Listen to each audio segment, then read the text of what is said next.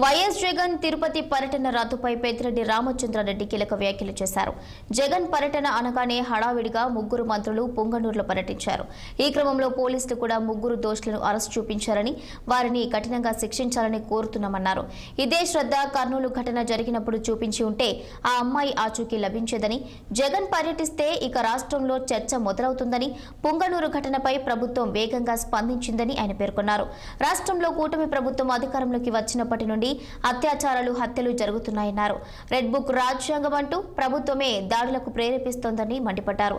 ఇవన్నీ పక్కన పెట్టి ప్రజలు సంక్షేమం అందిస్తే బాగుంటుందని పెద్దిరెడ్డి రామచంద్రారెడ్డి కోరారు.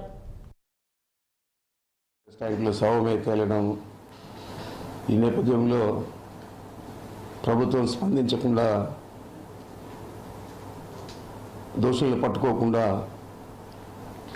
గతంలో కర్నూలులో జరిగిన విధంగా ఇక్కడ జరుగుతుందేమో అనే ఆలోచనతో జగన్మోహన్ రెడ్డి గారు 9వ తేదీ పొంగనూరుకి రావాల్సింది. మరి ఎంత లోపల నిన్న ముగ్గురు మంత్రులు, ఇంకా తెలుగుదేశం పార్టీకి సంబంధించిన శాసనసభ్యులందరూ కూడా వచ్చి వివరాలన్నీ కూడా పోలీసుల ద్వారా తెలుసుకొని ఆ వివరాలన్నీ కూడా తెలియజేయడం జరిగింది. దోషులను పట్టుకోవడం జరిగింది.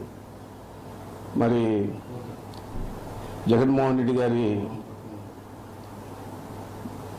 ప్రోగ్రాం తెలిసిన వెంటనే ప్రభుత్వం స్పందించి చర్యలు తీసుకోవడం, మరి ఆ దోషులను కూడా కఠినంగా శిక్షించాలని చెప్పి